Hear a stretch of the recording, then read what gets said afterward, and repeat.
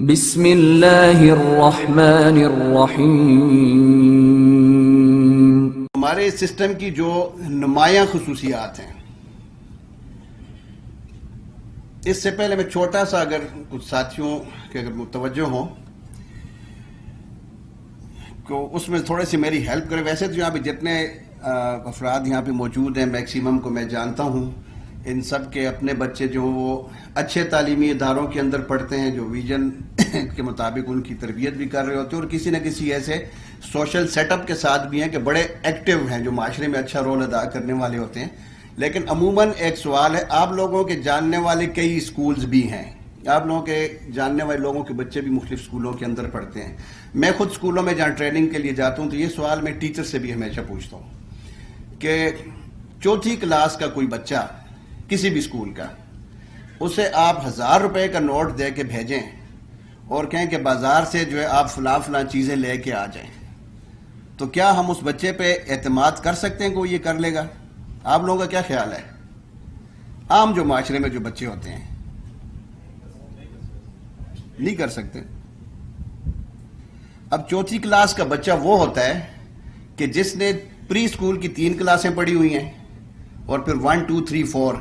7 سال تک وہ تعلیمی ادارے کے اندر پڑھ رہا ہے، ٹھیک ہے، اور اس کی عمر اس وقت کم و بیش 11 سال ہوتی ہے۔ تو 7 سال تک اس تعلیمی ادارے کے اندر وہ پڑھ کیا رہا ہے؟ اسے آپ پہاڑے سنے تو 13 کا بھی سنا دے گا، وہ 4000 کا بھی سنا دے گا، کیلکولیشن اس سے جتنی کرا لے وہ کر لے گا، لیکن جب وہ جو کچھ اس نے پڑھا ہے اس سے متعلق کوئی عملی کام دیا جائے نہیں کر سکتا۔ ایسی صورتحال ہے ہماری تعلیمی۔ تو میں پھر ٹیچر سے کہتا ہوتا ہوں کہ ہم تو یہ کہتے ہیں نا کہ آؤٹ آف اسکول چلڈرن کی بھی ابھی بات ہوئی ہے کہ وہ یعنی ہم کہتے ہیں یہ ڈپرائیوڈ ہے، یہ محروم لوگ ہیں۔ میں کہتا ہوں کہ وہ بچے کہ جن پہ اللہ کا کرم ہے وہ کسی اسکول کے اندر نہیں گئے، اس میں کسی 11 سال کے بچے کو آپ 1000 روپے کا نوٹ لیں، 3 گھنٹے بعد وہ آپ کا سارا سودا بھی لے کے آئے گا، 200 روپے کما کے بھی لے آئے گا۔ اس کے اندر سکل زیادہ ہے کہ جو کسی اسکول کے پیچھے سے بھی نہیں گزرا، اور وہ کہ جو 7 سال تک آپ کے پاس رہا، اس کو جو قدرت ایک چیز یعنی نیچر بھی انسان کو سکھا رہی ہوتی ہے نا، قدرت نے اس کے اندر جو لرننگ کا ایک پروسیس رکھا تھا، ہمارے اس سسٹم کے اندر آ کے وہ اس پروسیس سے بھی ہم نے اس کو باہر نکال دیا۔ جو قدرت سکھا رہی ہے وہ بھی ہم نے اس سے بلا رہی ہے، اور ایک خاص ڈبے کے اندر سب کو مختلف صلاحیتوں کے بچوں کو ایک ڈبے کے اندر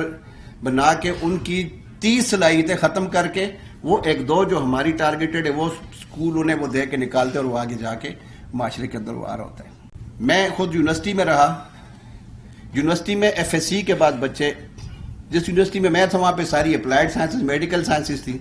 تو ظاہر F S C pre medical یا پری انجینئرنگ کے بچے وہاں پہ آتے تھے۔ اب ایک بچہ جس نے پری انجینئرنگ یا پری میڈیکل کی ہوئی ہے، اس نے 12 سال لیے اور 3 سال پہلے والے 15 سال تعلیمی ادارے میں لگائے، اور 4 سال اس کے داخلے کی عمر لگا لیں۔ ان تقریباً 19-20 سال کا وہ ایک نوجوان ہے جس نے 15 سال اس میں سے تعلیمی اداروں کے اندر تعلیم حاصل کی ہے۔ وہ بچہ جب یونیورسٹی آتا ہے تو اس کا کوئی بڑا بھائی، اس کا والد جو بیچارہ خود 5-6 کلاسیں پڑھا ہوا ہے، وہ اس کا پراسپیکٹس لے کر وہ فل کر کے جمع کرانے کے لیے ساتھ وہ آتے ہیں۔ میرے پاس آتے تھے، میں بٹھا لیتا، میں کہتا یہ خود جائے گا، خود پراسپیکٹس لے کے آئے گا، خود اس کو فل کرے گا، خود فیس جمع کرائے گا، اتنا عرصے اس نے کیا کیا ہے؟ ہم اپنے گھروں میں بھی مشاہدہ کر سکتے ہیں۔ ہمارے اپنے بچے first year second year even کہ اب گریجویشن کے بچے بھی گھر میں مہمان آ جائے، ہم اسے مہمان کے پاس 2-4 منٹ کے لیے بٹھا کے ہم نے اندر جانا ہو تو اس عرصے کے دوران بچہ سر کھجا رہا ہوتا ہے۔ اب تو خیر موبائل آ گئے نا، مہمان بھی موبائل میں لگو تو یہ بھی موبائل میں بہانہ مل گیا ان کو، یعنی انسانی صلاحیتیں اس کے اندر سکلز ختم کر رہے ہیں، اس میں سے سوشل سکلز ختم کر رہے ہیں ہم، کہ وہ یہ سارے کا سارا احسان ہمارے تعلیمی اداروں کا ہے۔ تو اس لیے جب ہم بات کرتے ہیں کہ فوکس آن لائف سکلز،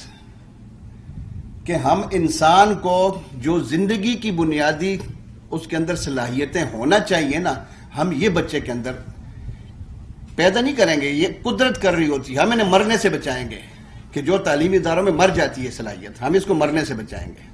پھر اس کے بعد اس کی یعنی کاگنیٹو گرومنگ کے سوچنے سمجھنے کی صلاحیت، یعنی ہر ایک چیز کو نبی صلی اللہ علیہ وسلم کی سے ایک دعا بھی منقول ہے نا کہ اللہم ارن الاشیاء کما ہی،